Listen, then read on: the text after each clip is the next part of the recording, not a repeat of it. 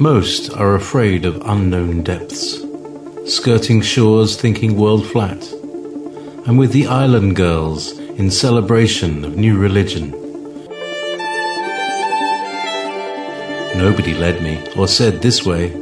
I sailed alone on makeshift raft with wind as companion.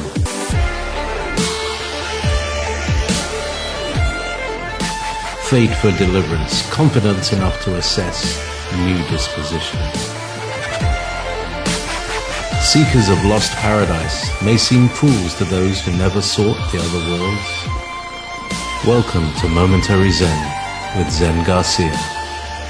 Visit www.fallenangels.tv. You're listening to Revolution Radio. Most disregard things prioritized relevant by seekers understanding energy dynamics. We are able to manifest miracle intending focus, and yet few comprehend the potential latent in eclipsing thought with the absolution of mind.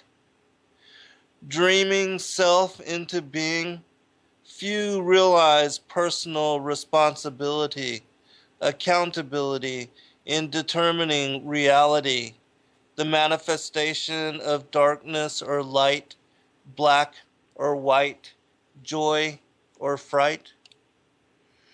Choice fuels the complexity of polar opposition, dividing the spectrum of attraction and retraction. Interest persuades, resulting consequence. The world is a reflection of our collective intending, a projection of our free will capacity to love or hate one another. Welcome, friends. I'm your host, Zen Garcia. This is Momentary Zen. And I thank you for taking the time to join us this evening. I do have as guests with me my friend Liz McGee. Tell you a little bit about her, but she's going to be covering over the next 2 hours the lost tribes of Israel, as well as the particular focus, of which I am very fond of the enmity between the seed of the woman and the seed of the serpent, or the children of promise and those of perdition, the wheat and the tares, the goat and the sheep, the wise from the foolish virgins.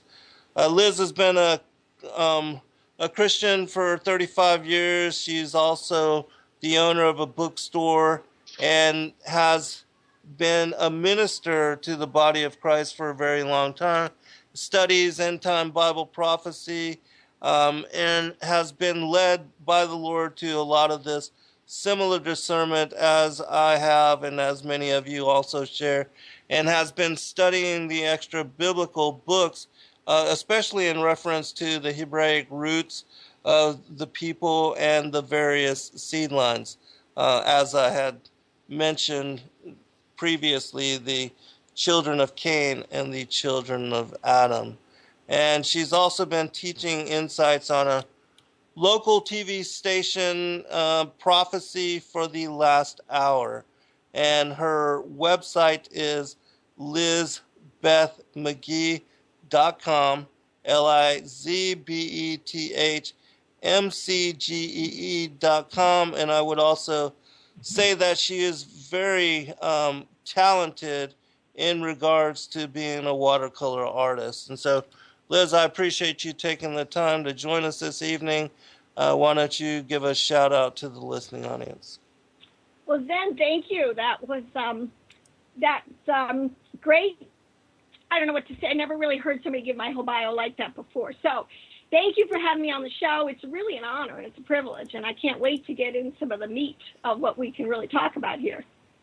Oh, yeah. And, I appreciate the friendship and for you reaching out to me and, the dialogue that we've shared, the conversation over time. And I believe that, since we are the last generation, that many people are being led to similar discernment in regards to there actually being a physical bloodline lineage and physical seed children of the devil here upon this planet, and its connections to the New World Order and the matrix of control that's been instituted and basically, forcefully, all children are forcefully indoctrinated into it.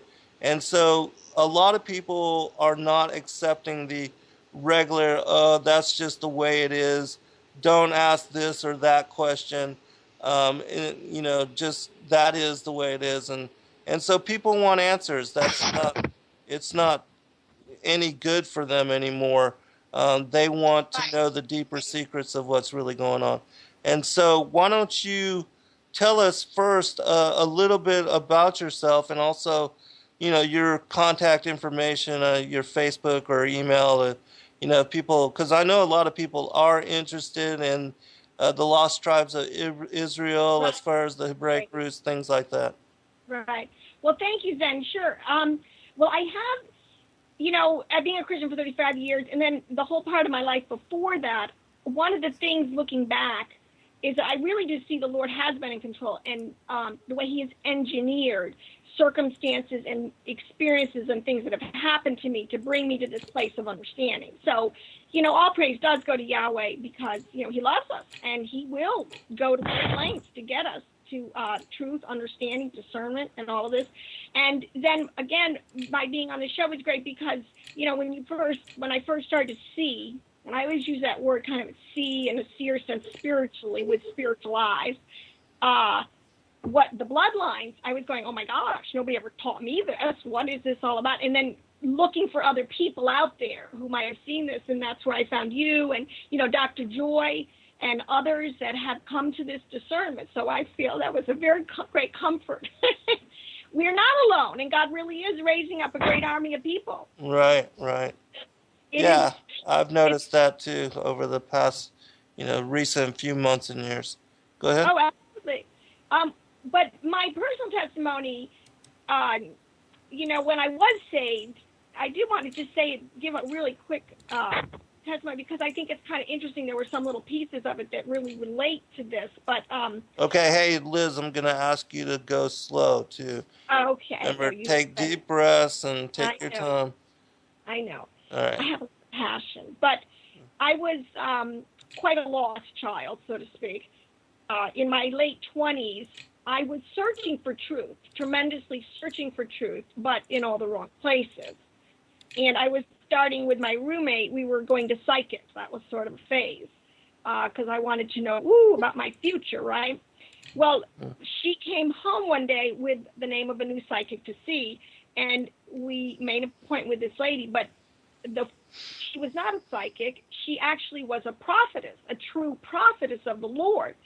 And, of course, we didn't know the difference. We just thought she was going to give us some inside scoop. When she started to prophesy, which instead of giving me a psychic reading, she actually prophesied, and she said that I was going to meet a guy named Paul in a bar, and that he was going to witness to me about Jesus, and that it was going to be the most important decision of my life. And, she was kind of pleading with me to listen. And in my mind, I was completely starting to turn her off, because I'm thinking, oh my goodness, this lady's a Jesus freak. What am I doing? But, of course, that did stick with me. And she said a lot of other things. She talked about how she could see two warring angels on either side of me with swords drawn.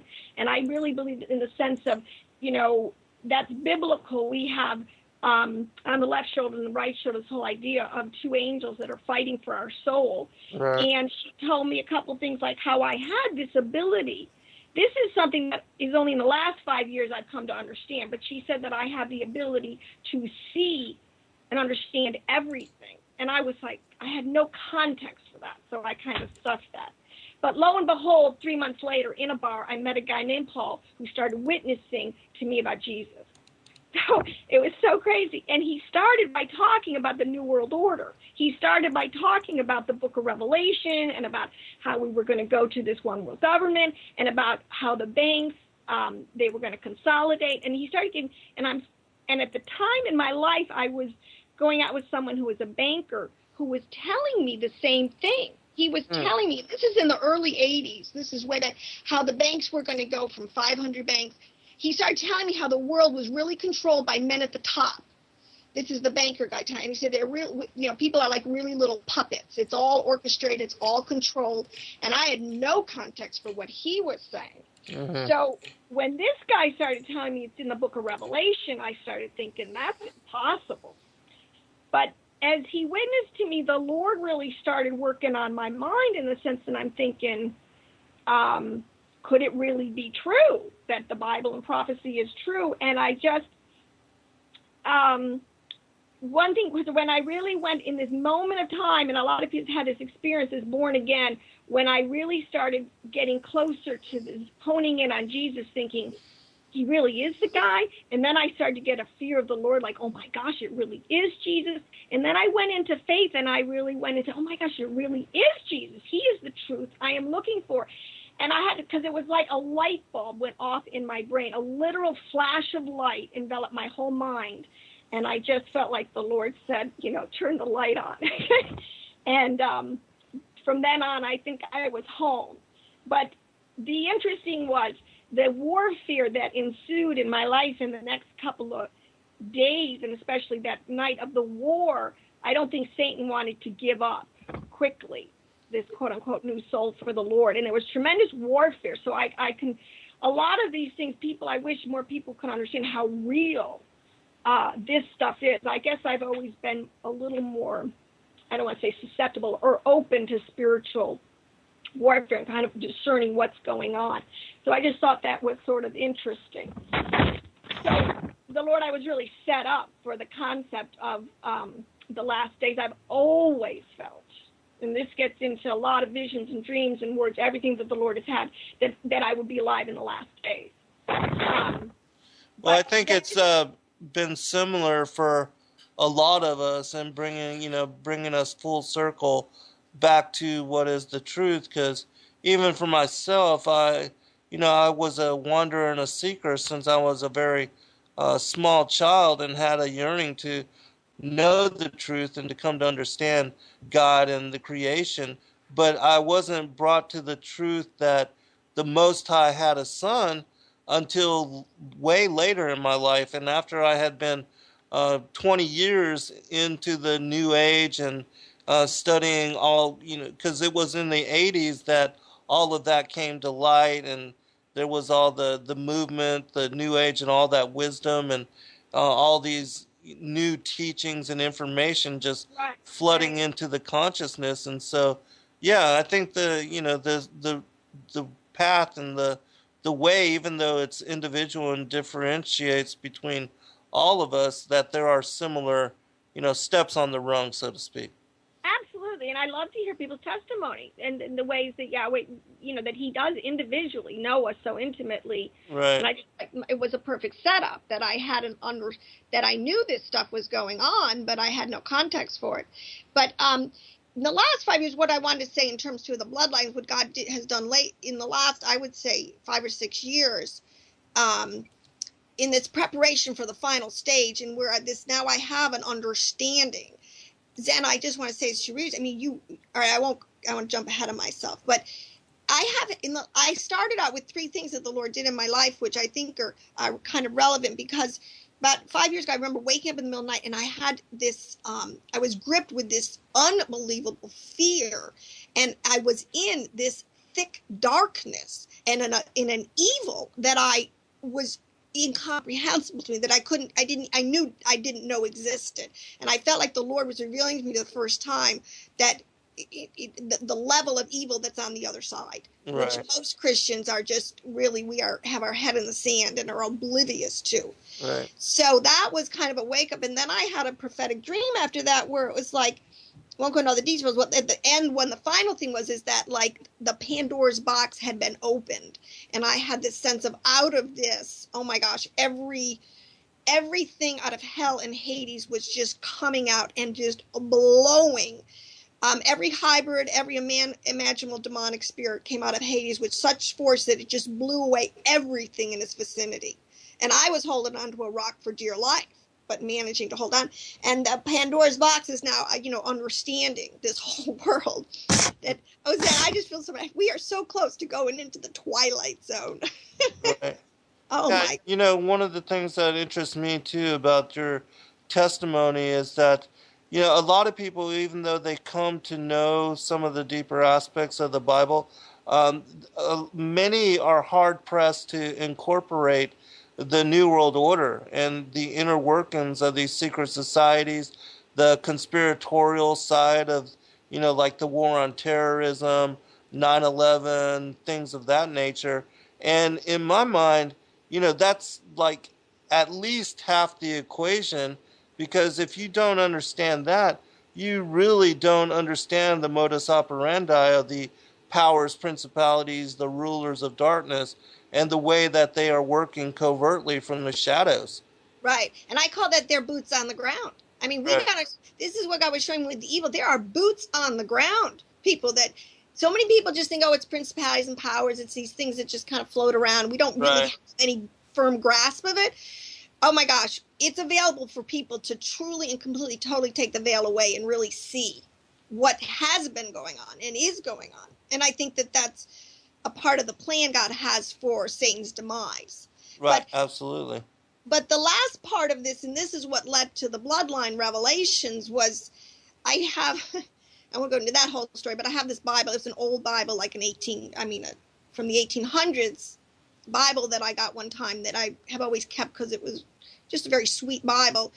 But it had all these little pressed flowers in it. But then one day I started noticing there were all these little verses that were circled, and I started thinking myself, it's almost like there was a message in this thing. We're all so different and we're all so weird. I mean, this is really something the Lord I really feel has used in my life to kind of help me along the journey. Because sometimes you just don't know where you're going. You just gotta I'm following you, Lord, but I have no idea. Mm-hmm. So anyways, there was a verse in this that I knew was my coming out verse. I don't know how else to say it. This was my life verse, that if I could ever unpack this one, this was my message. And it was of all things, it was in Exodus, where just when Moses is to go into Pharaoh and to say, Israel is my son, even my firstborn. So one day, after all, you had the dream and a lot of things were going on, and I sat down with the Lord. I said, okay, God, I'm going to unpack that. And I sat down in the morning and I opened up the computer. I said, I'm going to look up Israel. I'm going to start to do some Bible research because, whatever. Israel's my first. That sounds like a great phrase. And I was like, I guess I know what it means. Well, then after 14 hours, I got up from the computer that day, and I was never the same. Because that's when I came into the understanding of the two houses, and I was like, oh my gosh. As Gentile Christians, we are about some of the most lost little sheep on the planet. We have no idea who we are. So that I think God led to me first the bloodline, or how he's worked this with the seed of the woman, but then then I started seeing there's another bloodline in this thing. There's another vine that was planted. There's another seed growing. And then I started to dig deeper, and that's when I kind of came in the understanding of the whole seed of the serpent. Right. So Genesis 3:15 is absolutely, it's as literal as you can get in a verse, really, but we just don't really understand it. Right, and a lot of people think that, and they understand the Bible in this way, that they think it's all just spiritual, and that people that are evil or have turned away from goodness are the real children of the devil, the spiritual children of wickedness. But what is really important to understand about Genesis 3:15 is that there are literally children of evil that are born into wickedness and inclined to murder, rape, pillage, and plunder, much like Cain and killing his half-brother. And they want nothing to do with goodness. And these loose-knit groups, these secret societies that are working in tangent for the New World Order, they are perpetuating the most abominable acts of evil, so much so that it's just beyond our imagination or ability to comprehend and wrap our minds around. Go ahead. No, and that's exactly what the Lord showed me in the dream of evil. And it's not our fault in a lot of ways, because look at, basically, we are just, for all our dysfunction and fallen nature, just good Ephraimites. I mean, in the sense of, Right. we can't even imagine that kind of evil. It just doesn't even enter our consciousness. This is what we need to understand. The wicked that are about to come into judgment, these people, they are so wicked. Hell is too good a place for them, I think. I mean, Yes, well said. Absolutely. oh, I can't believe it. So this led to me, when I started to see that, then because what I feel like I'm a little, quote unquote, my areas that I've just really dug deep.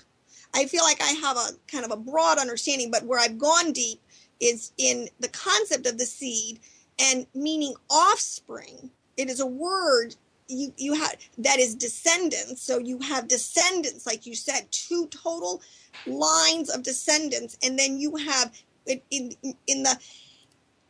is genetics, because I look at everything now in terms of genetics, and I look everything now too, because I believe that the keys to the kingdom, this is what one of my points I want to make, that the esoteric, and this is another thing, Zen, that most people don't understand, and that you've been expert at bringing up, there really is esoteric sealed knowledge that have been held by very few, and both sides have had it.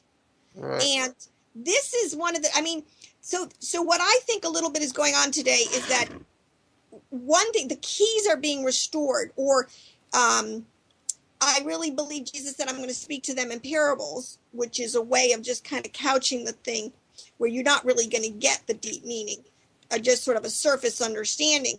But in Hebraic, so one of the things is, just let me say, I think anybody you have to start reading all of the extra biblical books. Right, I agree. In order to get any kind of understanding. And I tell people to start with the book of Jasher, and because it's just great reading. It's just a great read.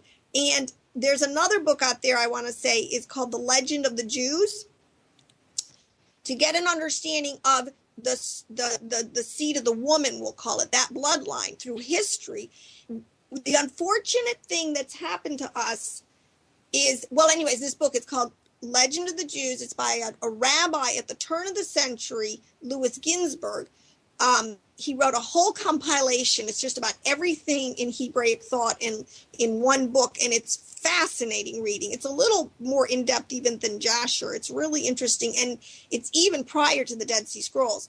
But reading those will give people a big eye-opener to how big this history is. But Zen, I'm sure you will agree with me that it's crazy to put 2,000 years of history, which is what we have, in the first 5 pages or 10 chapters of the Bible, to the call of Abraham. Like the whole story of Nimrod. What I'm trying to say here is most of the history before Abraham is so edited in our text, it's almost impossible to get a full understanding of really what was going on, especially in the days of Noah and in the days of Nimrod. So if you just stick to the first 5 chapters and your Bible is written, you just don't have enough information. Right. Now, it's just now that was not the intention or the way. I think that I think there's an amazing amount of mind control in the fact that they can make people believe that that's all we need to know. I think that's an astounding feat. Oh, and they have perfected that.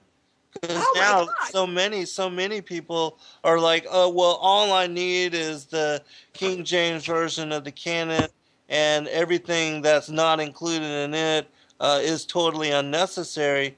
And yet, even like with the life of Christ, there's only one passage that refers to even one, as far as his childhood before his ministry, when he was 12 years old, and then everything else is blank.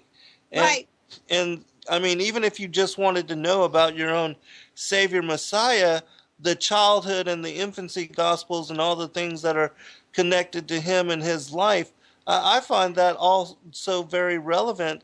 And being a disciple of Christ, I want to know everything that I can about him and, his early life, and even before coming into his flesh incarnation and the Immaculate conception, like with the book of Ascension of Isaiah. I mean, all of that is relevant to me.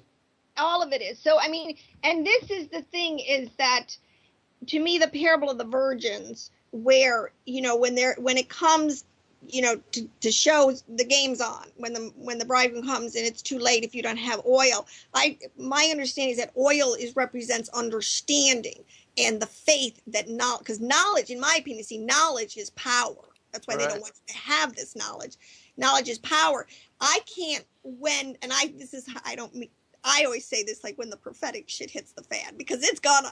Right, absolutely. It's going everywhere. If you're not prepared, if you don't have the understanding, it's like you're up the creek without a paddle. I can't help you. This is the point. I can't give you my oil that quickly. I can't give it to you. I can't give you what. See, that's why I feel when I had the dream about the explosion and everything came out when the veil was rent and everything came out in the open. Because Satan's going to be coming at us with all barrels blazing pretty soon. Oh, absolutely. Oh my gosh. So all that being said, I mean, it's the internet. What can I tell people?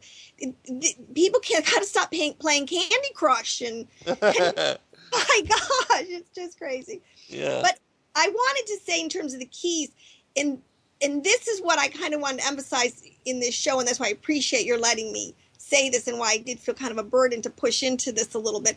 See, there's so much understanding now coming out about the keys. See, there's the keys to the craft. There's two sides of this sealed knowledge.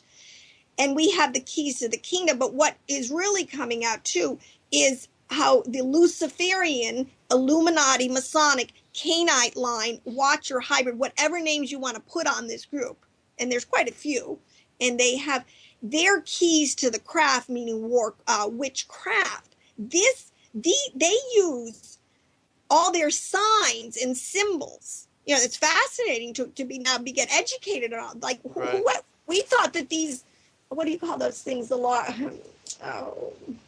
in St. Peter's Square, that obelisks were just obelisks. You know, all the image, when you look at Egyptian icon, all this stuff, that it was just but how they were communicating across time and centuries and culture and languages.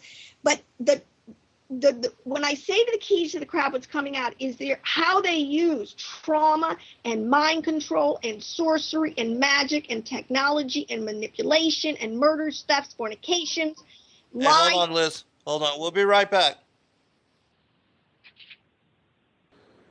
Welcome back, everybody. This is Zen Garcia, and you're on Momentary Zen on Studio B, and I have as guest with me Liz McGee. We're talking about the lost tribes of Israel, and with a focus on the enmity between the seed of the woman and the seed of the serpent. I want to read this real quick, since we're talking about the keys of the kingdom. This is from the Gospel of Thomas, verse 39. It says, Jesus said, "The Pharisees and the scribes have taken the keys of knowledge, gnosis, and hidden them. They themselves have not entered, nor have they allowed to enter those who wish to. You, however, be as wise as serpents and as innocent as doves."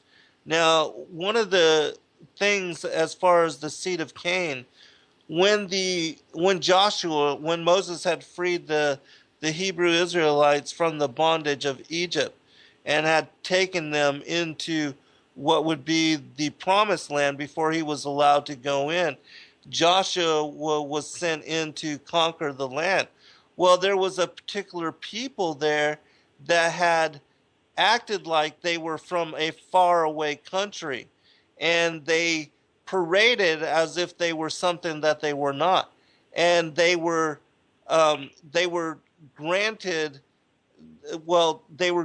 reprieve, and Joshua and the other princes of Israel had promised to not kill them, to not wipe them out, as they did many of the other peoples, especially the sons of Anak that were there in the land.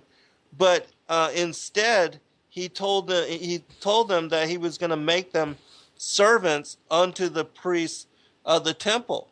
And so then he found out who they were, and that they were in fact the children of Cain, the seed of Cain, but because he had already, and the other princes had already promised to not wipe them out, they became servants to the Levite priests and took up residence in the temple and around the scribes in the process of serving the priesthood. And it was them getting reprieve in such way that they actually became the Pharisees and the scribes, because they basically took over the priesthood, and then they became the church authority, and they are the ones during the time of Christ that put him to death, that conspired to murder him and to also hide the truth of his being Savior and Messiah, because they even knew way back then, but because they did not want the people to know, they kept that information, as they have the other keys of the knowledge, and also the scriptures and books and wisdom texts that are associated with elaborating and also exposing who they are as the seed of the serpent, and anything to do with the fallen angels and the giants and anything that has connection to them. They have stripped it away and eradicated it and kept it hidden so that we would not know who they are, and that there is literally a physical bloodline and lineage connected as the tares, like Cain, who was of the wicked one, that they are really the children of the devil. Right, and that is a very good point, because that's the word they're mentioned in the Bible as the Kenites with a K. And this is where one of the things the church has, we have to understand the concept of infiltration. Right. We are in a war. I mean, this whole concept, we have to understand we're in a war, and that Satan is infiltrating. This is with Eve. I mean, we'll talk about an infiltration, a genetic infiltrating the genetics of mankind, producing a bloodline. But they are always like their father, the devil. But these people also, when he would change the keys, this is what's coming back, because, see, the Bible is written, this is what I was going to get to. The Bible, when Daniel was told to seal up the information, when they came back from Babylon, it was a whole different kind of, it was a whole different ball game at that point. And God, I consider God to be a great tactician. He's always changing his strategies depending on how the war, what he just looking at the landscape saying, well, Satan, you're doing that. Well, I'm going to go over here and do something that's going to totally bust you in time, so don't worry about it. God has always got way many moves ahead. But these people that became the scribes and the Pharisees, that Jesus said, you are of your father, the devil. Right. You are of, you brood of vipers, you offspring of vipers. The word serpent, the word vipers, these are all words that are related right back to Dagon, to Leviathan, to the serpentine bloodline, which we know is the Nakash bloodline. Yes. See, the words that are used so much, it's so encrypted. This is what I've begun to understand, that there is a whole level of understanding that literally is encrypted in the text, that once we get back these keys, so I was going to say there's the keys of the craft, how Satan communicates with his own, be it with a hand signal or a wink, or in iconology, or just in actually bloodline. I mean, there's millions of ways. God has preserved, and this is where the Essenes come in, and this is why Josephus said that at the time in the landscape, he described the people groups in Israel. He said you have three kind of races of people in here, and you have the scribes and the Pharisees, which were not Hebraic in genetics. That's what he said. But that the Essenes were one of the last pure-blooded remnant strains in Israel, and they were the keepers of the secrets and the keepers of the encrypted understanding. And it was the Essenes that gave us the Dead Sea Scrolls, and I'm convinced that Jesus was an Essene, John the Baptist, the whole family, their whole clan. The birthright, they're the only group that were really believing and holding on to and hunkered down, believing in the promises and waiting for them. Mary was in Essene, Joseph, all these people come out of a total Essene in my community, which I think can be totally proven. So yeah, we have to understand this concept of infiltration. Right. These are the lying scribes and the lying that have changed the word of God. There's tons of verses in Jeremiah and in Daniel and in Isaiah. He's always railing against these lying prophets and lying priests that are changing the word. I would also say that the infiltration as modus operandi is also written into the protocols of the learned elders of Zion. Absolutely. And that this is their way of controlling things from the top down. Even, these organizations that, if they didn't start them, that come to power, they just buy them out. They control them from the top down. And also, one other comment is that I would say that the Nag Hammadi codices are also texts that come from these particular peoples. Now, so wait a minute, you're saying the Gnostic texts are coming from which group? Some of those that were hidden are some of the Essene writings. Oh, absolutely. Then that's the other side of the coin. Once you get through the Dead Sea Scrolls, and a lot of these people, because my belief is that Jesus, after his resurrection, I mean, what is it? People don't think deep enough to me and ask the right questions. It's like, what did they think Jesus was doing with them for the 40 years that he was walking around eating, and he was giving them back the keys? Right, exactly. And that's what I believe the Gnostic texts are. Right, exactly. Was totally pulling back the veil and giving them, completely restoring the keys to them and giving them a whole understanding. And they just totally and they walked in such power. People have to read these, like the Apocalypse of Peter and the Apocalypse of John, and the power these people walked in. Oh my gosh! The Book of Acts is like such a pale comparison to what So it's so great that these texts came back in 1940 at the same time. That's so interesting. Yes. But these are the keys to the kingdom, that the righteous remnant, those that will, in my opinion, press in to the kingdom, will get this understanding, and we are going to reclaim this power and this anointing and we're going to triumph with it. I believe that this is part of the manifestation of the sons of God. Right.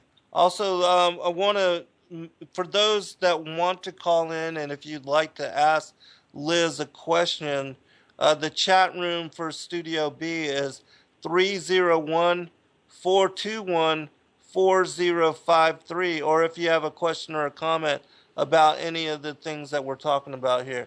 All right, continue, Liz. Right. Now, then one of my points I do want to say, I do have a YouTube channel. The website you get, I'm an artist that's what I occupy till the Lord comes, as an artist, as a watercolor artist. But my teachings on all this, I put on a YouTube channel, which is just my name, Liz McGee, and I have over 70 videos uploaded, and I teach about all this. And people that are particularly interested in the two houses, I have a whole series on my YouTube called The Two Houses of Israel and America. See, then this is why, I just have to read this one little quote about how important it is to understand about the restoration of the whole house of Israel. And I believe this is going to be God's major power move to counter what the devil's just about to do. So, like I said, I do have that YouTube channel that people can access. Yeah, and please go wherever it is that you want to cover for the next hour and 15. Okay. Well, one thing I wanted to say now, we've gotten about, the keys to the craft and the keys to the kingdom. This is something people really need to understand, that God is restoring. He is opening, this is eyes wide open, that you can have, because knowledge is power. And when you start to walk in sight, like you have this 360-degree sight where you can just see Satan coming from any angle. I feel this is what the texts give you. They give you such a huge understanding of this whole battle and such hope. So many times Israel has triumphed over her enemies, so there's no reason for us to be wringing our hands at this time. We just need to get back to our Hebraic roots. So what I want to do is just do a quick lead-in into understanding more about the two houses. Sure. Because Paul said at the end of the age, the church would be full of the doctrines of demons. And I'm like, well, what are people thinking if they've got to reorganize their theology? That's what he was saying. But I want to give just a quick quote here from this idea that, let me just find my place. The promises of restoration that are addressed to the lost tribes in the house of Israel and the house of Judah, right, through the Hebrew prophets, are virtually unacknowledged among Gentile Christians. In their constant emphasis on the total restoration of all Israel, meaning all 12 tribes, that says, I just want to say this, there's a whole point in Ezekiel where he talks about the 2 sticks coming together and about the dry bones. Right. These are all kind of allegorical parables of what he's talking about here. But this reunion of the house of Israel and the house of Judah will astound the world and alter world history. This, to me, is going to be God's greatest move. They say that when God pulls this move off, when he reveals the house of Israel and the house of Judah to themselves, and they understand who they are, and they come into the fullness of the promise of God, it says that, and that the acts that they will do, it will make, like Moses parting the Red Sea, look like child's play. I mean, we have so much to look forward to in terms of having, and this is, again, to the remnant, to the elect. This is where in the book of Revelation, a Laodicean Christian or a virgin that doesn't have oil, it's just not going to cut it, because it's coming down to the wire. You have to pick a side. You cannot be lukewarm. You're either all in or all out. You're going to, the mark of the beast or the mark, you're going to be either a child of the devil or you're going to be a child of Yahweh. There's going to be no more. It's a complete separation, the wheat and the tares, the goats and the sheep. This is something people need to really wrap their minds around. And it's been prophesied. But the thing that is really what people need to understand is we're not coming up on the end of the world. This is what people keep, the end of the world. It's not. This Satan is so subtle. It is the end of him. It is the end of the tares. This hybrid race and all those that align themselves. And this isn't just other people. There's watcher angels. There's whole hybrids out there. Because you got to think of genetic infiltration. Satan is created, and we've seen this in the Watcher incursion that you can read about in Enoch. This is what went on in the days of Noah, where they completely re-engineered the whole genome code of most things by and then you get into Nimrod, and it happened again. People need to understand this. So this, let me just try to break this down. You are so excellent at explaining the prior times. There's another thing. The whole time before, we are in this 6,000-year window of Adamic times. But there are the Second World Age. Yes. That we can't unpack tonight, but you've done so much on the prior times, which I want to say, when we understand the codes and the keys and the encrypted way God has preserved this knowledge, Genesis 1 is just like the greatest understanding of the prior times. Yes. It's encrypted in there. If you go to, I want to just start in this, if you go to Genesis chapter 2, because one of the things is these translations are just so bad. It's kind of funny. You have to go back to the Hebrew. You have to work every word. If you're really serious about getting to truth, it's a lot of work. Yes. But it says that after he created everything on the 6 days, he says, then the heavens and the earth were completed in all their vast array. And then you flip down to verse 4, and it says, so then this is the account, meaning Genesis 1, this was the account of the heavens and the earth when they were created.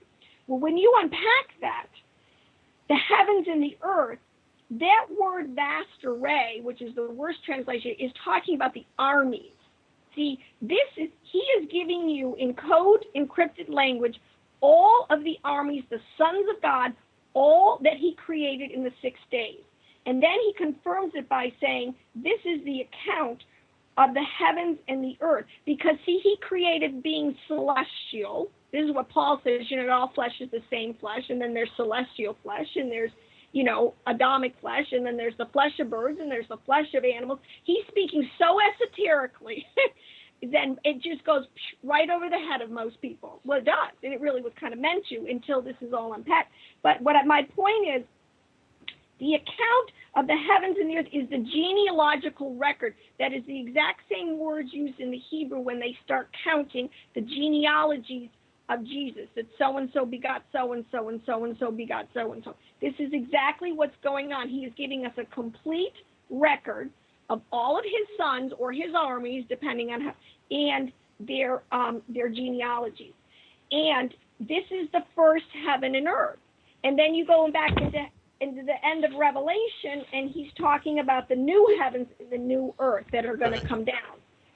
So this thing has been so encrypted, but when you begin to unpack it and look at it from the two seed lines, you know, boots on the ground, a whole hybrid race, truly evil, and the enmity, they will constantly be warring against the woman seed, and then you add the celestial armies into that thing. You know, nobody could write this book except God. But anyway. Right. I was going to say one other thing too, real quick. What was I? You know, it slipped my mind. Go ahead. And when it comes, I'll say it. Okay, that's fine. Because one of the things when you really start, you have to get into what's called Hebraic exegesis, which they use a system called PARS. I don't know if you've ever heard of that. And it's PARS, P-A-R-D-E-S, which is an acronym for the levels. And you see, as Gentile Christians, when we threw out all of our Hebraic heritage, I mean, we cut ourselves off. But it's a way that Scripture is encoded. So the first level is the plain meaning, and then there's another level. There's a remez level. There's a midrash level of understanding, and then there's what's called a sod level, which is literally called a mystery level and a hidden level. That's where God hides his mysteries. And when he wants to tell them to one of the prophets or somebody, like Paul got some of the mysteries. That's why Paul says, unto me was given the mystery of the times of the Gentiles, because that's where God hides it. So you have to have the keys to get down to that sod level. Does that make sense? Yes, and I do remember what I was going to comment on, and I'll say it real quick. That, you know, before I came to the discernment as to there being two bloodlines, two lineages, and that was why, you know, we have Cain's lineage listed in Genesis 4 and Adam's in Genesis 5. I didn't understand why it was that all of the elder patriarchs and all the prophets of old would keep up with all that whom begat whom and this begat that, and why it was necessary to state it over and over in redundancy until I understood that, you know, that there was different bloodlines and lineages, and that the seed of Cain, ever since they had become the scribes and the Pharisees and the authorities over the church, that they were trying to hide the record and to confuse everybody and to mix up all the lineages, that it then made sense. And that's why we have the whom begat whom and the redundancy in all of the Gospels, Jubilees, Jasher. And so then it all made sense. Yeah, because the modern mind we can't understand because we've been so brainwashed into a whole nother way of thinking. But seed, it's all about seed. Yes. The descendants. There's the seed of the woman, and they knew this. I have to throw this in, Zen. This is for you because I found this in some of my research when I was going through today. Because this was known many times. Because I will want to make the point that our early founders, those pilgrims and those Puritans, they knew this understanding. This I found, this is from somebody who researched a book called The Celtic Church in Britain, The Role of Scriptures, and this is how they taught the early Christians. This comes from a scripture book from 400 AD, okay? And they would ask questions. The clergy would say, who died but was never born? You know, and the answer is Adam. And then they would say... Hold on, Liz. We'll be right back, and then we'll pick it up right where you just left off. Oh, yeah. You know what? It's nice to stop the stove.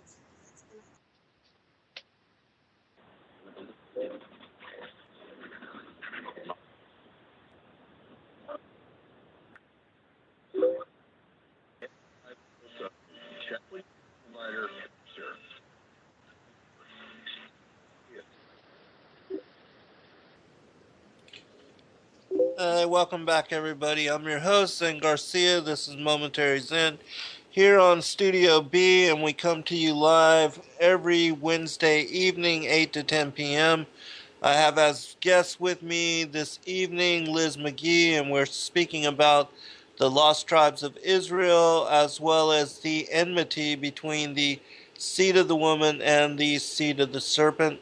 I do want to quickly remind everybody that Revolution Radio is the largest listener-supported, corporate-free, and commercial-free entity radio network on the planet and on the web, and that we do need your support in order to continue bringing forth the information and the truth to you in the ways that we do, covering all the things that we cover without any discretion or any restrictions or any leanings in any way on any particular affiliation to any corporate body or sponsor, and that we keep the information pure in that way, and that there are several ways you can donate to us or purchase items that will help to support the network. Right now there's a special a data disk of all of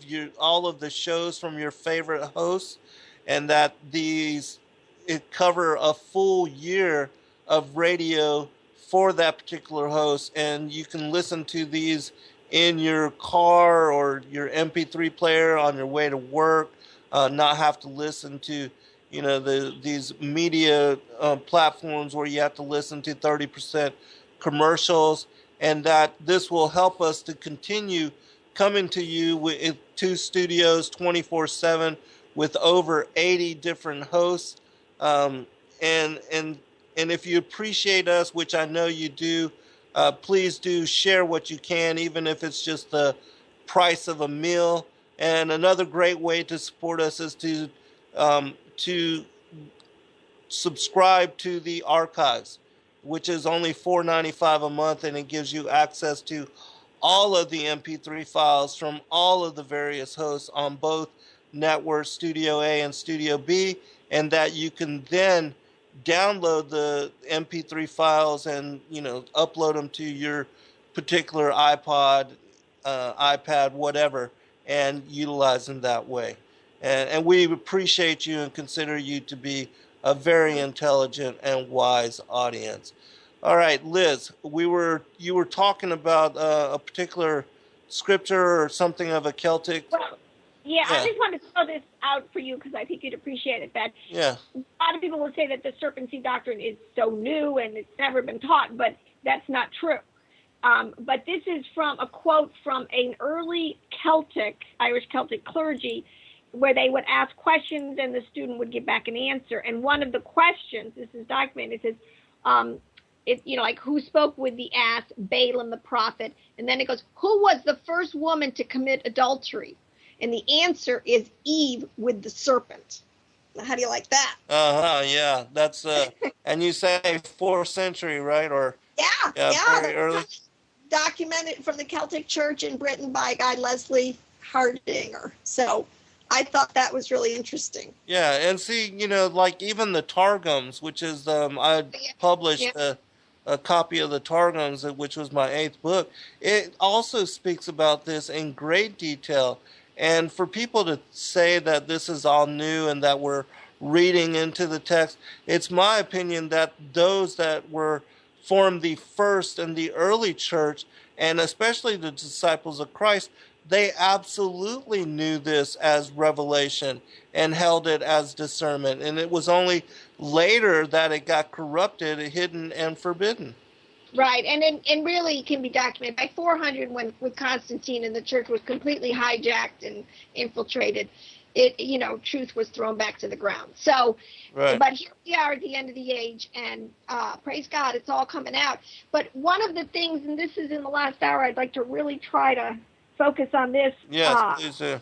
On the north, why the understanding the two houses of Israel is absolutely essential, and how you will never understand the Old Testament.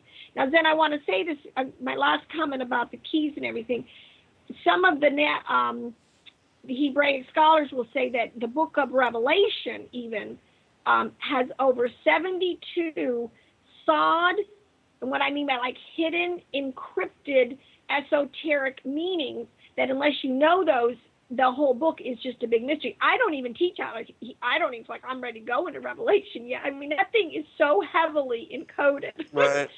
It's crazy. But this knowledge, you don't have to encrypt a lot of this understanding. I mean, you can read Shakespeare, Milton, even a couple even later writers would always talk about the bad seed.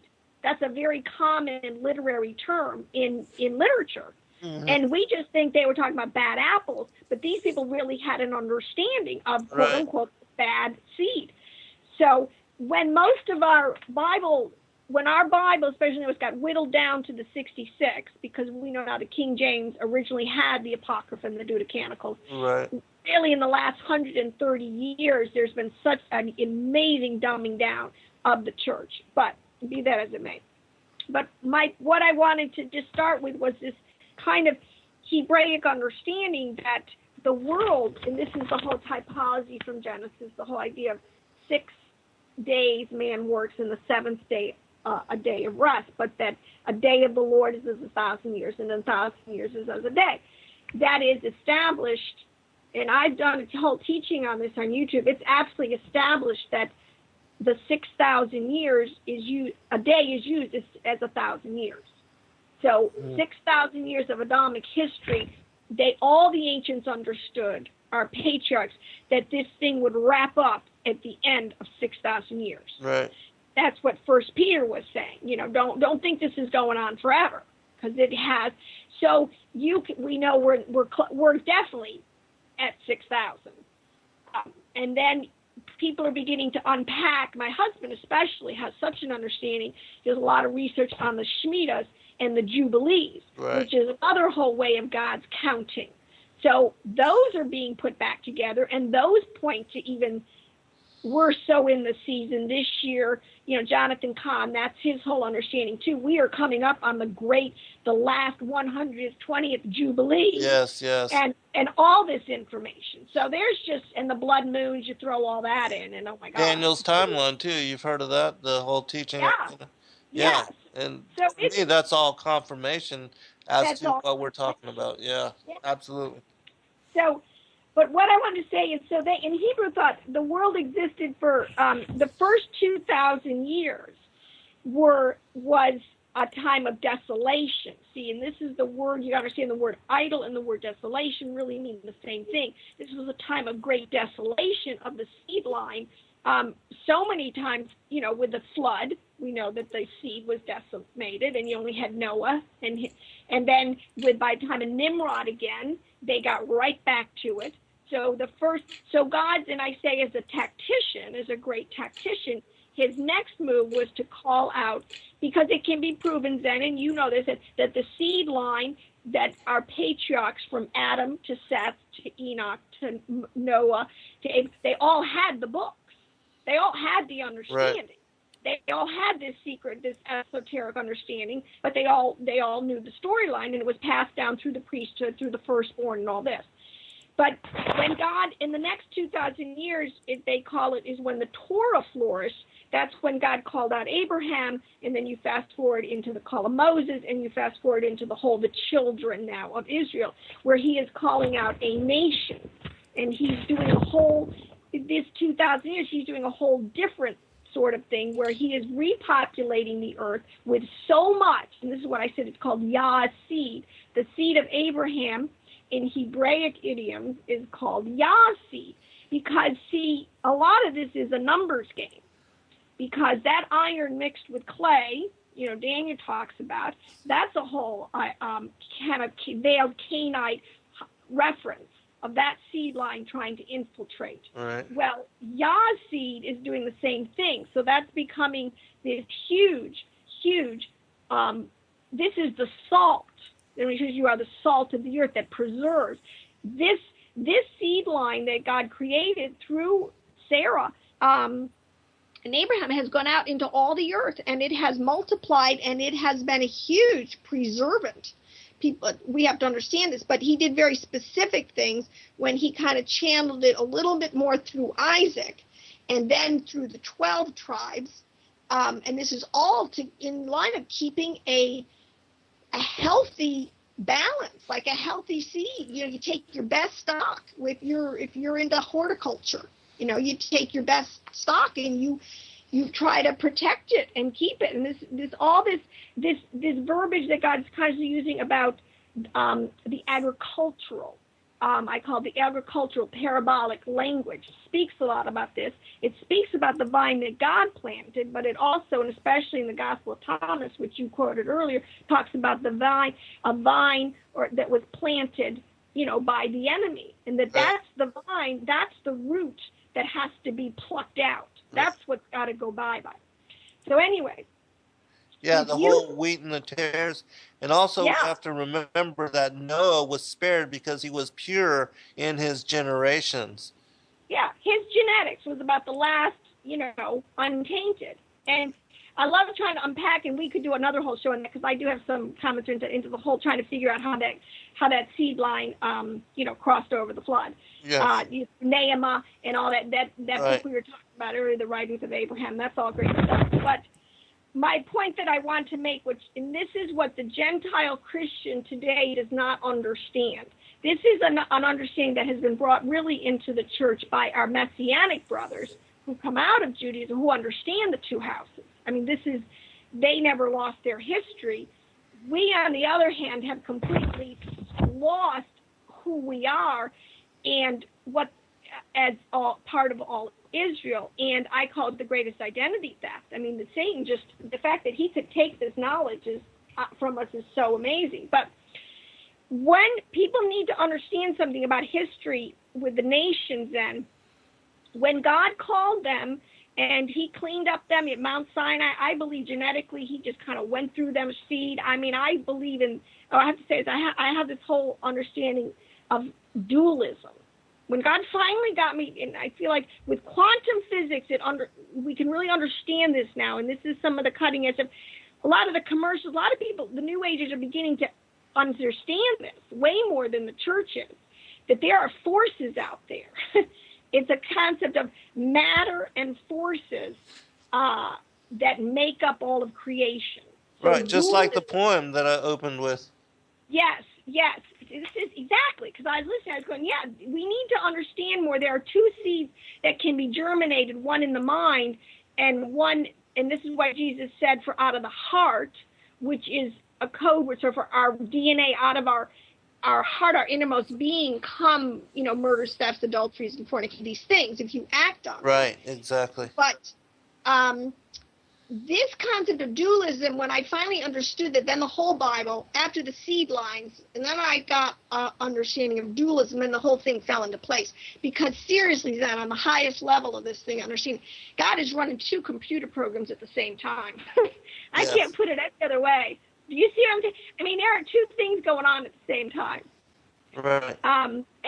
But we won't even go there tonight. But anyways. We'll do a follow-up, so don't feel like you have to rush. Just cover what you can. Okay, thank you. I thank you for that. You're welcome. Now, this is what is interesting. In the history of the nation, they became a divided kingdom. And this is where most Bible prophecy teachers, whatever, totally miss it. Right after Solomon, because of his, falling away, God said, I will not take the kingdom away in your generation, but in your sons, I'm going to take the kingdom away. And he did it through the players, Jeroboam and Rehoboam, the northern kingdom of Israel, and the southern kingdom got into this whole thing, and I won't even give the whole story, but they divided. They had civil war, and they literally divided and became two kingdoms. So you had now the northern kingdom and the southern kingdom, and they had their own kings, they had their own governments, they started to have their own prophets. God would send different, see, this is why Elijah was a prophet in the northern kingdom.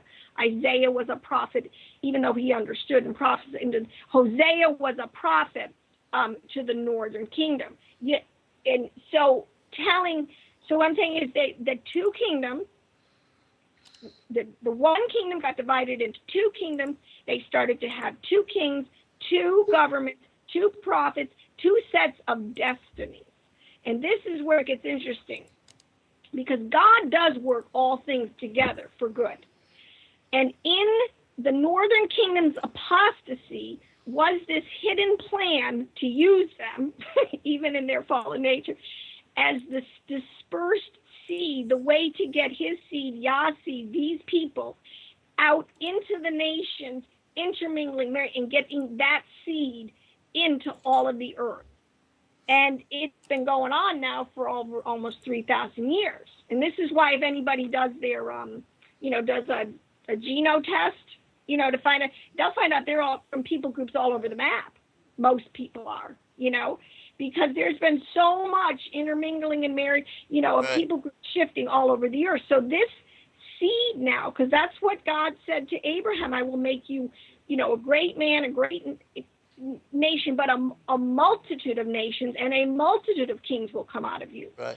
Hey, so, Liz, I want to give you a comment too, so you can incorporate this into what you're flowing into. There was a question from the chat room as to what about the Khazarian Jews and the state of Israel in the end times. So keep that in mind too. Yeah.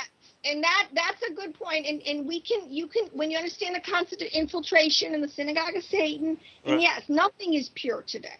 Right. I mean, Revelation 2:9, 3:9. Those who say they are Jews but are not, but are the synagogue of Satan.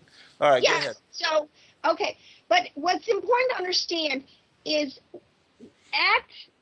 so that has happened. So when Bible scholars are trying to figure out prophecy for the end times, if they don't understand that a prophecy by a prophet was made to the house of Judah, which Zechariah is full of, and starts applying it, it won't make sense. See, this is why they can't put it together. It's very confusing. But you have to read the Old Testament with an understanding of who the house of Israel, because after this separation, every time a prophet spoke to the house of Israel, he's talking to a whole different demographic group than what we consider to be Israel today, which is the Jews.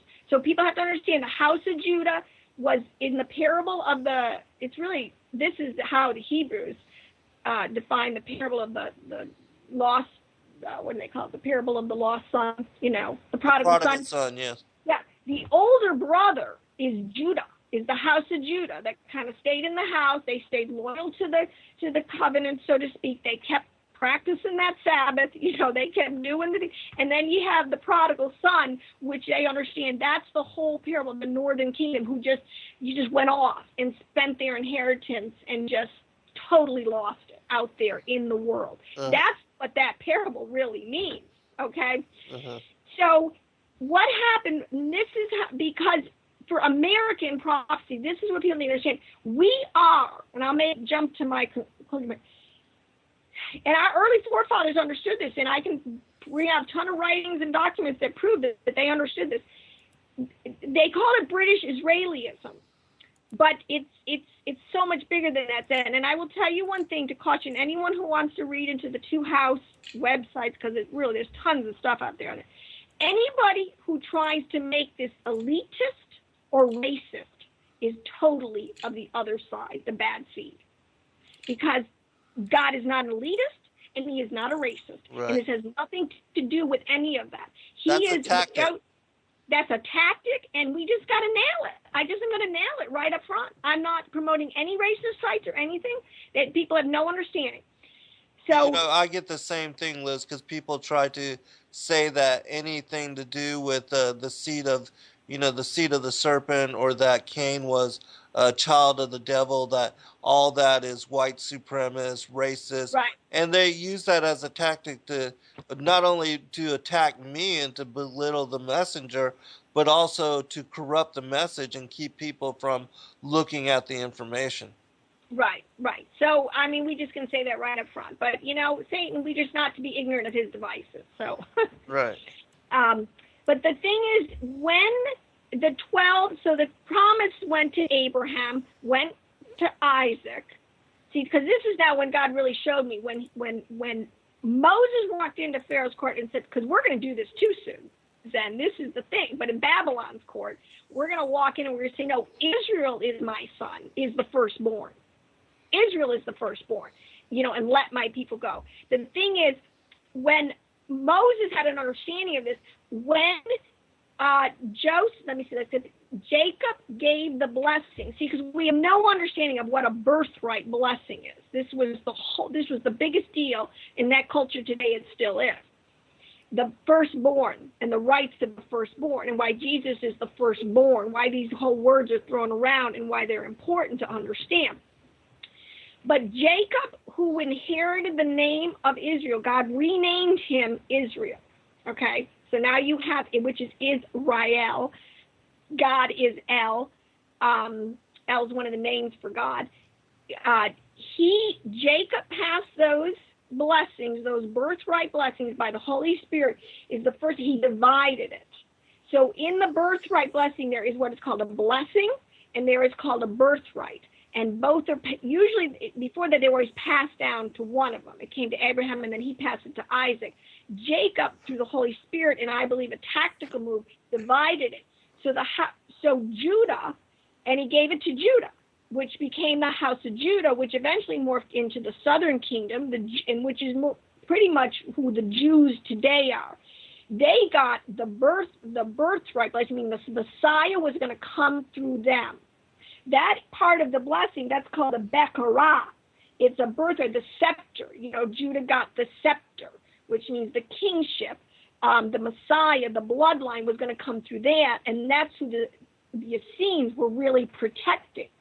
The other half of the coin, the Barakah, which is the blessing, and that's the one that Esau really wanted, which is really interesting. That's the one that really kind of pissed him off.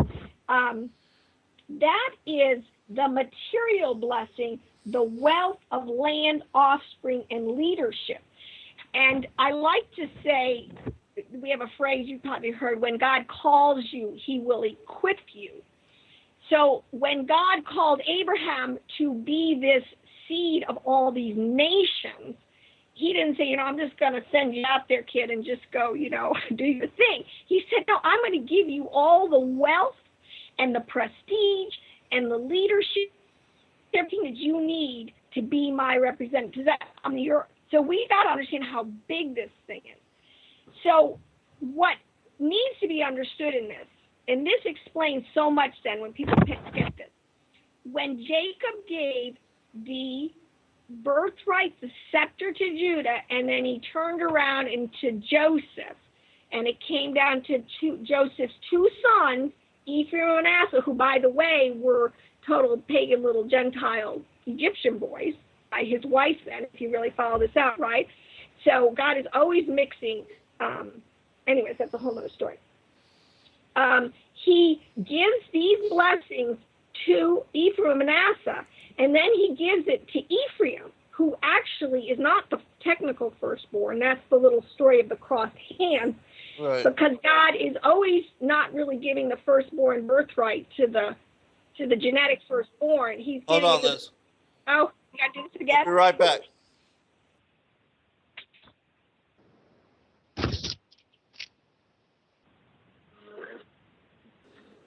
All right, welcome back, everybody, for final segment. Liz, before we continue on, if you'll provide your contact information again, where people can, Facebook you or email you should they have questions, and also your YouTube channel again. And then don't forget about the question on the Khazarian Jews, State of Israel, and the end times. Right, okay. Yeah, I have a YouTube channel. You just put my name in. It's Liz, and it's McGee, M-C, capital G-E-E. It's called Prophecy for the Last Hour. So, yeah, love check out that. I have over 70 YouTubes, and I really go into depth on a lot of this stuff.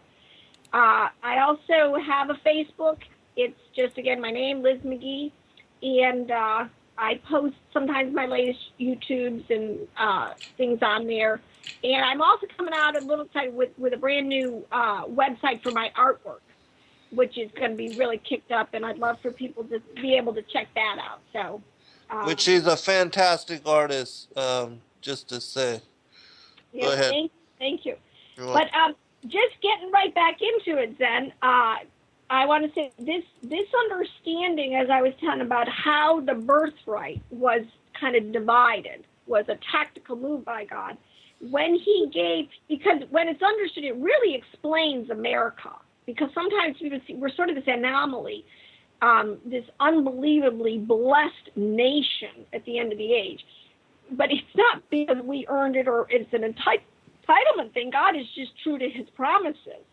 And so we are reaping much of the promises of God for the tribes as they were dispersed. But one of the things, so when you understand that the blessing that was given to Joseph to provide for the move of God getting his, I call it his plan of salvation through the nations, he has used this dispersed seed in ways that they don't even know it, really, to be a blessing to the world.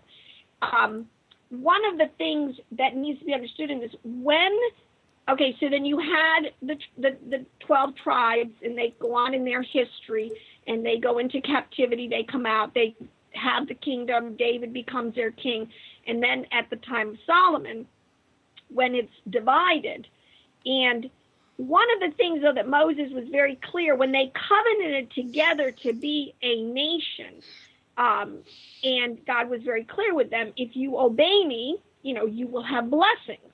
If you disobey me, you'll have to reap the curses, which in my opinion is just what I say, if Satan gets the upper hand over you, this is what's going to result. But if you live under my blessings, it'll be honey, how it says, honey, and I forget what that little phrase is.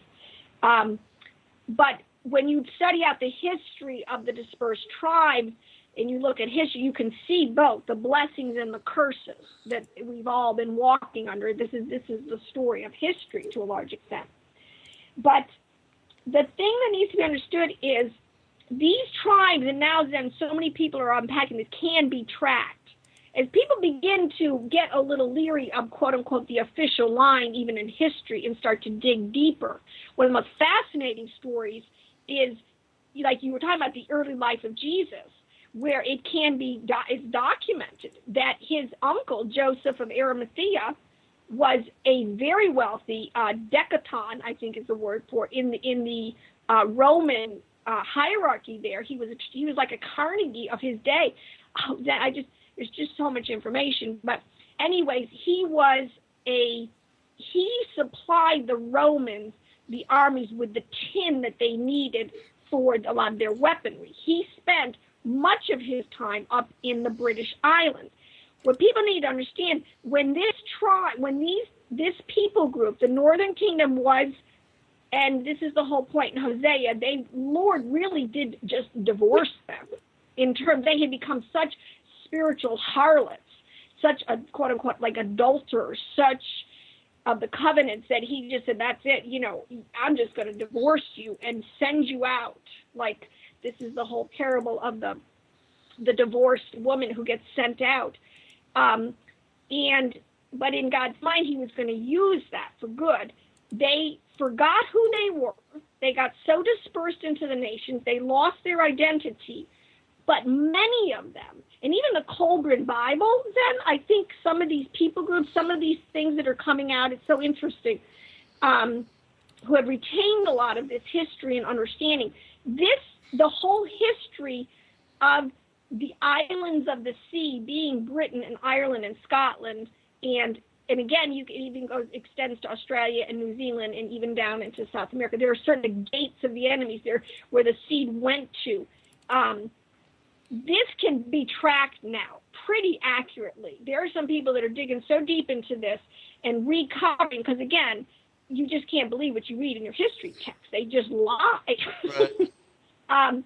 How the tribes went out and dispersed, but by and large, these were a clanal people, very tribal people. They did leave, through the Assyria, up through the Balkans, I think are the mountains there, up into Europe, up into Northern Europe, up into the islands of the sea, which would be Britain, Scotland, and over into America. That is a primary, migration route that can be tracked. And this is a fascinating study of the heraldry. You can track it because heraldry does not lie, of these people continuing to keep their emblems from the tribes of Israel, tracking this. So you have written in the monarchy, I think Dr. Joyce got a lot of, the lion, the unicorn, all this is all their iconology from their true Hebraic history. But in the meantime, they're intermingling with all the indigenous peoples, and that's another whole story in itself. Right. But what we need to understand, so then you get fast forward to the time of America and our discoveries.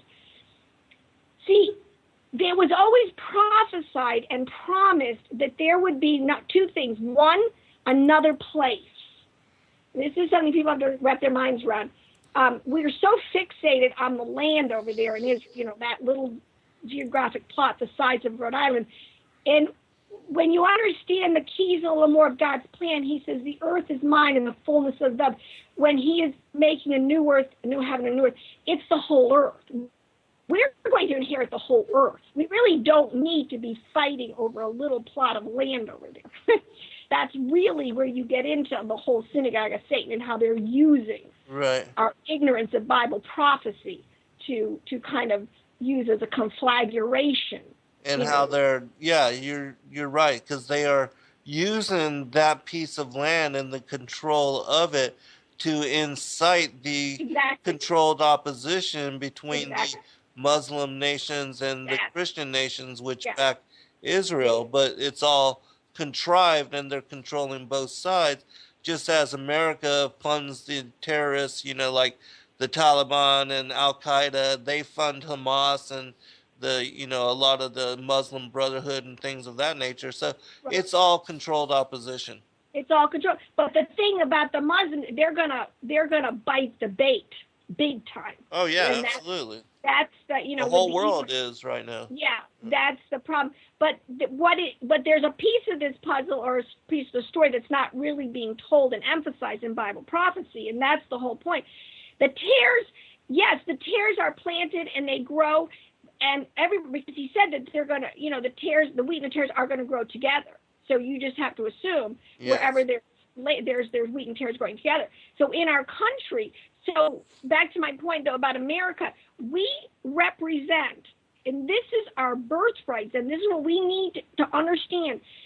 This is the coat of many colors that just we are a people that now represent the redeemed of Israel in the world today. People who can get, now we represent, see, there's a difference. What we represent, it doesn't mean that we are all of the redeemed Israel. You know what I'm saying?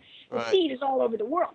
But we represent the governmental seat of authority that is given to us by Yah to be his representatives on the earth with the blessing. And when we come together with our brother Judah, and understand the birthright, when they understand that the Messiah did come, because see, this gets into the whole idea with Messiah ben Joseph, who when he came the first time, Yeshua came as Messiah ben Joseph, and he came to find these lost sheep. See, this is what we've been living through 2,000 years of a messianic age, which the Jews saw, because this is where he was going after the lost sheep of the house of Israel. What people have to understand, just about the whole world has been infiltrated with the seed of the lost sheep. So this is God's brilliant plan to call anybody. It's not indigenous to one little people group anymore. Do you understand what I'm saying? Right. It's everywhere. So anyone who responds to that can get grafted back in to what God has always been growing, which is a new heaven, the new Jerusalem, the new heaven and the new earth. So we get grafted back into the new man. But America in Bible prophecy, we are not Babylon. That's the biggest lie on the planet. Even though we have tons of Babylon in us, we are not Babylon. That is literally reserved back over in the land to the ancient city. That well is getting redug pretty deep, and it's about ready to explode on us. But we have a birthright that we need to reclaim and operate. Our wealth and our prestige in the world is not and in time it is so that we can be a refuge, we can be a place of refuge out of the dragon's reach in the time of the Great Tribulation. So that anybody who can get here, because God always said he was going to have another place where both houses could live together in peace, safe from all of their enemies. And then there's no place else in the world where there's more Jews actually in America than there are over in the land. The house of Israel is here. We are here. And we need to just have this massive, knock upside the head, understand who we are, repent, massive repentance, and calling on Yahweh's name. We have to get rid of these terrors. We have to get these people out of our government. We just, I don't think it's going to be pretty per se, but, this has happened in Israel's history before when they had bad kings, but this is something that, in my opinion, and then you have to understand the prophecies to the house of Israel. And it wasn't, I don't think it's going to be totally pretty to get the tares out of here per se, but we will prevail. Yah's seed will prevail. And we will be, and those that are alive and remain when Messiah ben David comes back, which is Jesus in his second return as, the King of Kings and Lord of Lords, and then the gig is up. And then he's really going to bump heads together. Praise God. But this to me, understanding the two houses, you'll never rightly divide the word of God and apply the prophecies in their correct way if you don't understand this. So I hope that made some sense. Yes. And I like that you're saying that it's not a particular nation, a particular people, or a particular color, or, a particular creed, because it's dispersed all through. And this is the way that I teach it as well, because, there's so many that try to get nationalistic, or that it's a particular specific people or a color of a people, but that, we're spread and dispersed everywhere. And so you can't define it concretely as such. No, and this is why Joseph's coat of many colors. It represents every nation, tribe, tongue. Yes. What unites is our spiritual heritage. See, that's what we need. That's our unity, is that we are all children of Yahweh. And that's all we need. In the outward flesh, it means nothing. He says there's neither male nor female, bond nor free, slave. That stuff is all is of no account. What matters is that we are the spiritual seed and we have a birthright. And we need to start, repenting and the way we have just so in the prosperity gospel, like we think this blessing is for us to squander on our lusts, and this is ridiculous. Right. So there's this is something that really needs to be fleshed out and taught more and understood, and I believe it's one of the greatest revelations that's on cutting edge, because there's so many things, like not all Israel is Israel. Like a lot of the natural quote unquote seed, the genetic seed, aren't going to be in because they're not going to believe. They're going to be by unbelief. They're going to disqualify themselves. So it really doesn't have anything to do with, and that's why I say that you can't be elitist about it and you can't be racist about it. Right. So, and the last point is in unpacking this, the things that's so exciting to me when you begin to understand the keys, because then this is making me kind of rethink all of my quote unquote eschatology, because I think most of the eschatology is coming at us to make us fall into the trap of taking sides in the great conflagration that's about to erupt. This gets into the whole concept when you understand the two seed lines. It gets into the whole, now this is something I'd really like to unpack with you and show, of the mark of the beast and the Antichrist, what that could really be talking about. And as we get closer and closer and more revelation comes out, it says that we're children of the light. We're going to understand. We're not going to walk in darkness. And it says, Jesus, I totally believe Yeshua's prayer. We will be one. We will walk in complete truth, and nothing will be lacking among us in understanding. So I think what I'm trying to say is, there's so much, but I don't, most people, when they're taught the end times, they end up hand-wringing. The intent is to make people all fearful. Oh, I can't live in the day of tribulation. Oh, it's going to be so terrible. And I'm like, you know what? I don't think so. I think we're going to really turn the tide on this thing. And I think that's something that scares Satan, that knowledge and understanding. I think that really scares him. That's why he works so hard at suppressing the truth in this. You know, for me, it doesn't matter what period and how much is going on. If you are of the sheep and you are of his people, you will have protection and you will have grace and you will be under his wing of authority. If you don't, you have nothing anyways. So, you know, I'm okay with tribulation. I'm okay with this being the end of days, the end of time, whatever. I just feel like if I'm under, you know, if I know him and I am truly living for the kingdom and prioritizing it, I've got nothing to fear, nothing to worry about. Sure, I take some emergency precautions and preparations and things of that nature, but I'm not sweating it. Really not. Well, you see, I think this is the thing, because I think that there's going to be more a sense of, because we're walking right now into the millennium. We've had 2,000 years of the messianic era of the Lord gathering his lost sheep and Messiah ben Joseph, and providing for a level playing field, so to speak, so that he can get his plan of salvation throughout the nations, you know, with Satan not getting the upper hand and stopping that. I think that it'll be interesting to see how it plays out from here. But I'm leaning towards this idea that if you stay steadfast in the faith, Yeah.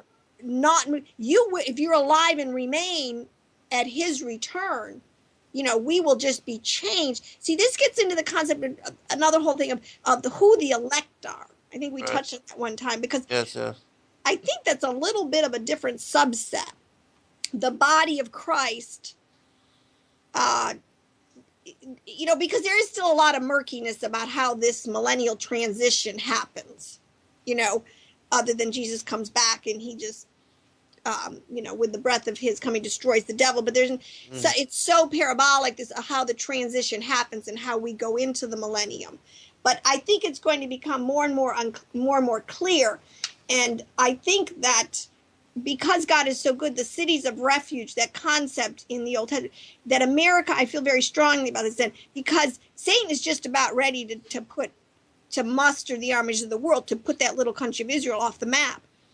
And he will succeed to a great extent. The remnant has to have a place to go. That's what's been promised to them. And I believe that that's America. I believe that we will have to get people out of there on a dime, as by prophecy goes forth. So I really believe that America, this idea of understanding those are our brothers. This is way bigger than just feeling for another people group. This is when you're a firstborn. Let me make this last point.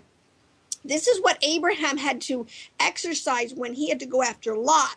It wasn't just that he, you know, liked his nephew. It was his absolute responsibility as the firstborn to raise an army and to protect and to go after those of his clan. It's not an option. When you're the firstborn and you have that part of the Barakah, you have your provision so that you can defend and protect yourself, you and yours. Does that make sense? Yeah, sort of like the father. Yes. The father so figure and responsibility. Yeah, so this responsibility. So it will be our absolute responsibility to protect the remnant I want to call it in Israel, over there in the land, you know, because I don't want to, it's not really all Israel. People say it's Israel, but it's really not, because Israel really is the scattered seed. So in our minds, we have to make this little transition. But I truly believe that we are the place prepared, that they will come here. And it's here, especially, that the two houses will come together. And, you know, Judah, it's just going to be amazing. It really is going to be amazing. So.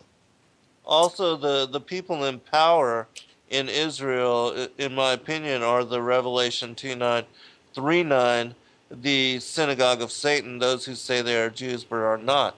Which reminds me, in the last 2 minutes, can you comment on Right, the Khazarian, right. Jews and the Israel in the end times? Yeah, one of the things is there is the verse about the synagogue of Satan. Now, an infiltration is a very real thing. Now, is he talking? He's not talking about the Ashkenazi Jews. So Yeah, these are yeah, the yeah. this That's right. this group is which group is this again?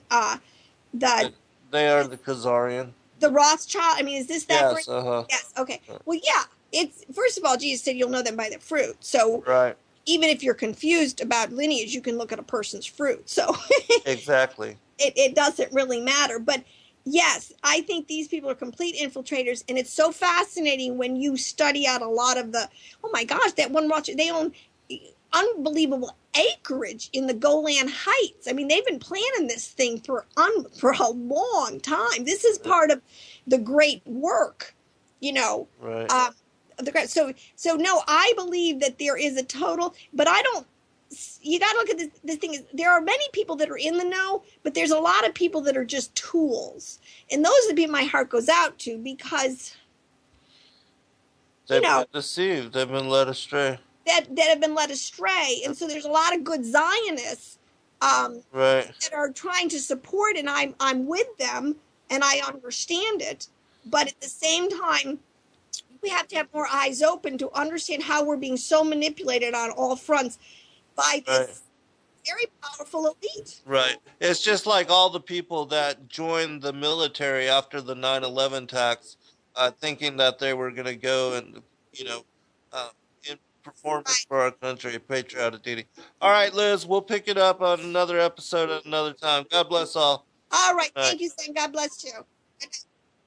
BethMcGee.com, LIZBETHMCGEE.com, and I would also say that she is very talented in regards to being a watercolor artist. And so, Liz, I appreciate you taking the time to join us this evening. Why don't you give a shout out to the listening audience? Well, Zen, thank you. That was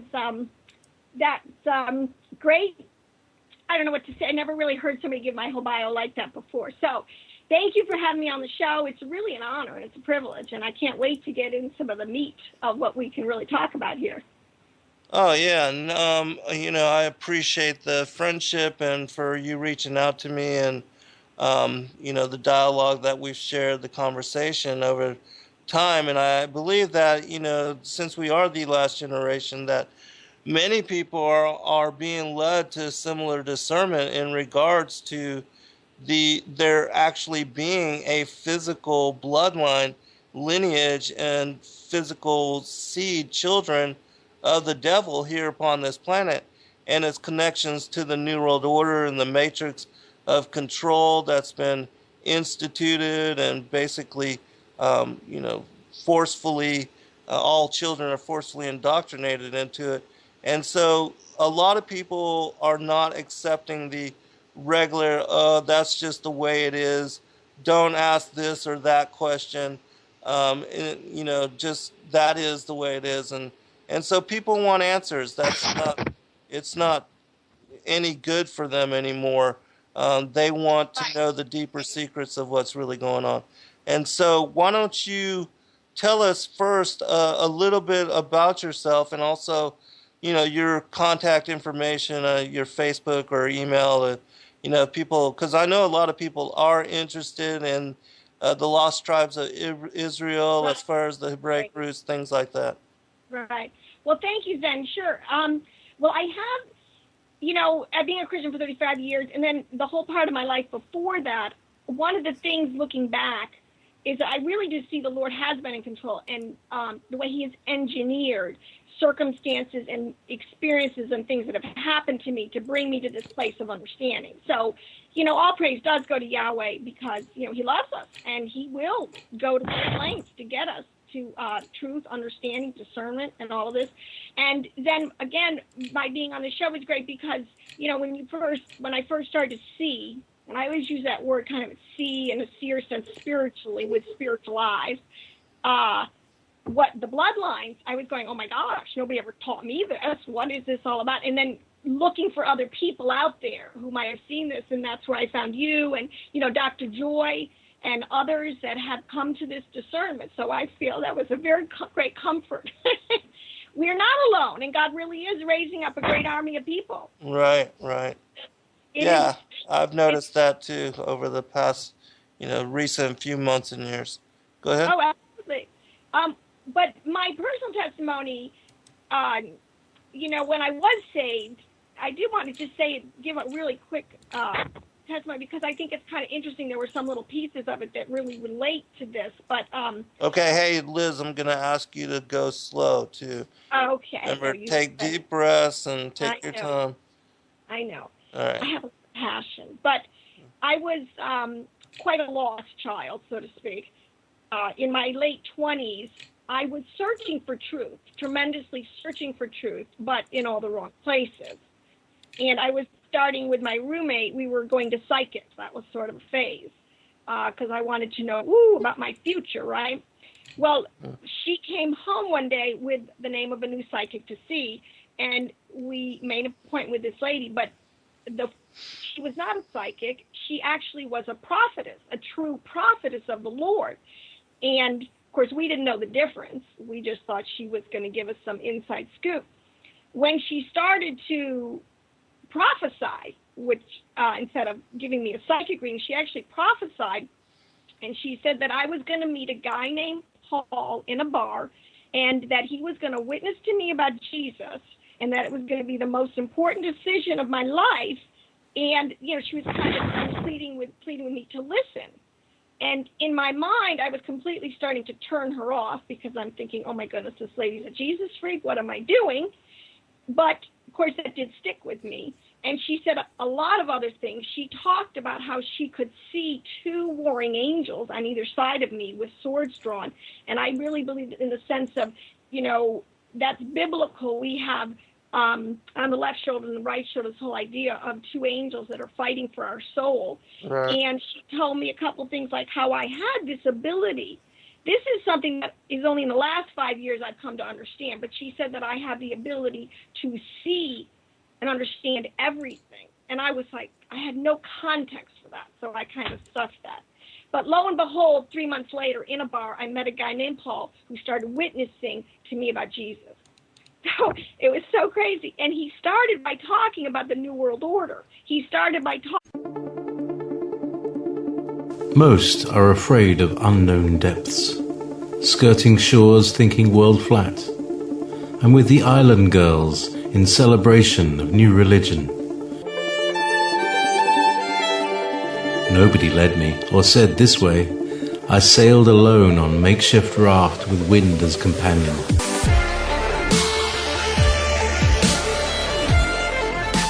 Fate for deliverance, confidence enough to assess new disposition. Seekers of lost paradise may seem fools to those who never sought the other worlds. Welcome to Momentary Zen with Zen Garcia. Visit www.fallenangels.tv. You're listening to Revolution Radio. Most disregard things prioritized relevant by seekers understanding energy dynamics. We are able to manifest miracle intending focus, and yet few comprehend the potential latent in eclipsing thought with the absolution of mind.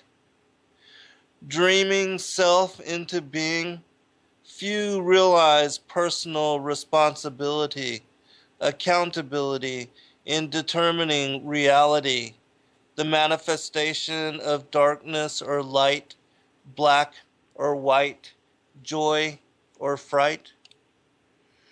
Choice fuels the complexity of polar opposition, dividing the spectrum of attraction and retraction. Interest persuades, resulting consequence. The world is a reflection of our collective intending, a projection of our free will capacity to love or hate one another. Welcome, friends. I'm your host, Zen Garcia. This is Momentary Zen.